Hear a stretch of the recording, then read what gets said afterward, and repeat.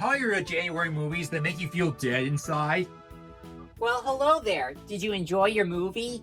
What even was that? A Shyamalan movie?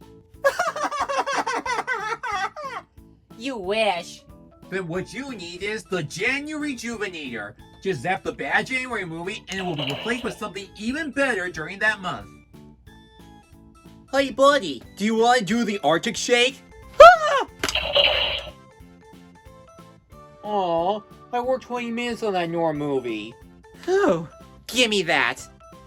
But wait, there's more! It also works on January shows, video games, and even recent events. Coming up next, Lego Nexo Night. Meh.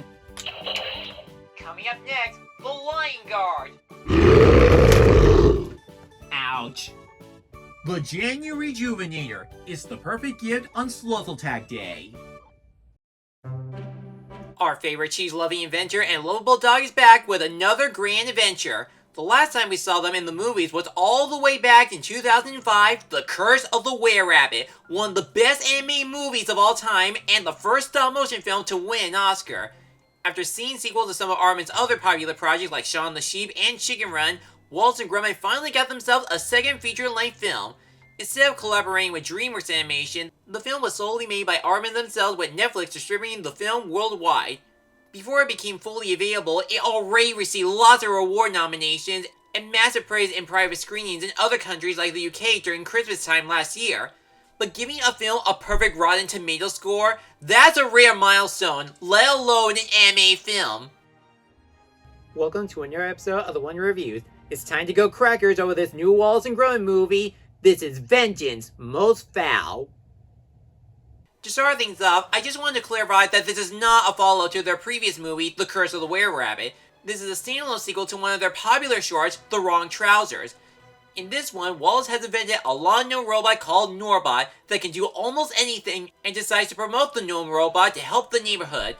But an evil penguin named Feather McGraw, the main villain from the short, sees this as an opportunity to escape from prison, get revenge on Wallace and Gromit, and steal the Blue Diamond once again. Now that he hacked Norbot's software and framed Wallace for crimes he didn't commit, it's up to Wallace and Gromit to clear their names and defeat the mastermind criminal once again. Okay, before I go over what I love about this movie, I want to get the nitpicks out of the way. Basically, the film almost resembled the short in terms of continuity and structure. It features the same villain goal that Feather wants to steal the diamond again, the scenes where Gromit grows suspicious about something is up, and there's a small conflict that the hero got some overdue bills they need to pay off. There's also that framing the hero trope which I really don't like, similar to Ninjago Skybound and the Bendy episode from Imaginary Friends. But thankfully, it's not as rushed or oblivious as the examples I mentioned. The film remains focused on Wallace and Gromit's goal on uncovering Feather's tracks and defeating him. And that's the biggest strength of the plot. The adventure is much grander and suspenseful than it was with their last encounter. Even if you haven't seen The Wrong Trouser, you can still put it together where everything was left off and follow through without taking a class lesson. And going back to the adventure aspect, it contains a bunch of unpredictable moments. You have no idea how these characters manage to do it or get out of a sticky situation. In addition, it contains a commentary about depending too much on technology. We know Wallace is heavily known for creating some amazing inventions, and that's what we love about him. But in this one, you can tell he's going a little bit overboard. There's a funny joke where he builds a machine that allows him to simply pet Gromit instead of doing it himself. And you know, like Gromit, it's not the same as how Wallace used to do it to him. The rest of the humor continues to be hilarious with all the visual gags, facial expressions, cartoony slapstick, and even some improv lines. While there are still a bunch of references to The Wrong Trouser, there are a couple of mentions to not just Wallace and Gromit's adventures, but Aardman's as well. Hi, Cameo! Since this is a new Wallace and Gromit movie, is there really anything new about the duo or the characters in this? While they are still the same characters we remember in both the shorts and their last movie, they still bring a lot of charm and new developments to their latest movie. I wouldn't say Norbot counts as a character since he's only programmed to follow any order he's given, but the film does present how one uses him responsibly and the other mishandles him. Wallace is the good-hearted, silly inventor that likes to build contraptions, and Gromit is his dog and partner that's more serious and smarter of the group. And surprisingly enough, there's more depth to their relationship. While Wallace wants to make inventions to help people, Gromit is down to earth and prefers to do some work by hand. Despite being polar opposites when viewing technology, they still care about each other as a team and family while knowing how to use machinery when necessary. While this is still not a continuation to their last movie, the only Were-Rabbit character they brought back is Chief Macintosh. He's given a bigger role that he has to train a recruit named PC so he can retire. While they are enjoyable characters, their team-up seems pretty obvious. Macintosh is strict and has an ego trip involving his moments bringing the diamond back to the museum, while PC is bubbly but one step ahead of her boss, and she's the only one that believes that Wallace is innocent. Finally, there's the main villain of the film, Feathers McGraw. He is easily my favorite Wallace and Gromit bad guy.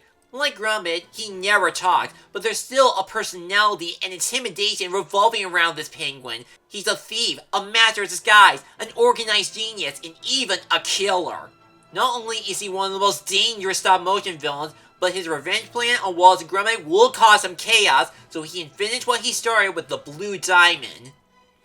As a full-length movie that's a tie-in to their popular short, the animation definitely evolved since the last time we saw our heroes.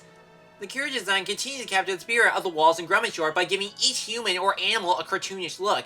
There are even times that some of the new ones have a caricature model. As for their character animation, it's mostly down to earth but contains a bit of the over-the-top movements and expressions. The only exception is Feathers because his facial expressions are more restricted, but even with his cold stares, he can still present his unsettling nature as a wanted criminal. Speaking of which, I was actually surprised that this movie can sometimes be a little freaky. When Gromit confronts a lion or the Norbots get had with big pupil eyes, they're pretty creepy looking. The backgrounds are more vibrant than in Curse of the Were-Rabbit, presenting the peaceful and pleasant vibe of the neighborhood. At one point, we see Gromit's garden being colorful and having a variety of flowers, but when Wallace uses Norbot to do some work, it's changed to a modern topiary patio. The only times when it's not stop motion are some of the special effects like fire or water, but they manage to blend them in okay, especially the virtual scenes inside the Norbot system. But the best moments in the movie are the inventions and action scenes. It shows many kinds of contraptions at Wallace's house during his morning routine, and displaying the Norbot's capabilities during their jobs. While the action scenes contain a bunch of suspense and create scenarios on how the characters escape or defeat their opponents. And it is pretty cool to have the climax be a boat race instead of repeating a train chase. Okay, a train is still involved with this, but they did something different and doesn't fully resemble the last showdown, which I do find pretty ironic. It's clear everybody looked back on the original short to remember why it was so popular and what they can do with the sequel to be its own thing. And you know what? This really was a jolly good follow-up indeed. Wallace and Gromit Vengeance of Most Fowl is another smashing masterpiece to our favorite inventor and dog's adventure with an epic story, memorable characters, great action scenes, funny jokes, and some outstanding animation. This is a must-watch for everyone, especially to Wallace and Gromit fans. Like Curse of the Were-Rabbit, you don't have to catch up to everything from the franchise. You can still feel welcome as a newcomer and learn to know who these characters are. While Armin is still doing an amazing job with their stop-motion projects to this day, this standalone sequel is possibly the best movie they ever made since the first Wallace and Gromit film and the Shaun the Sheep movies. And after all that hard work they went through when making this, you don't need a Norbot to get the job done. I give Vengeance of Most Fowl an A, and just like Wallace's last contraption, I hereby give his latest invention the Diploma of Destiny. I'm Matt Harpatrick. Now if you'll excuse me, I'm going to go skiing on the moon.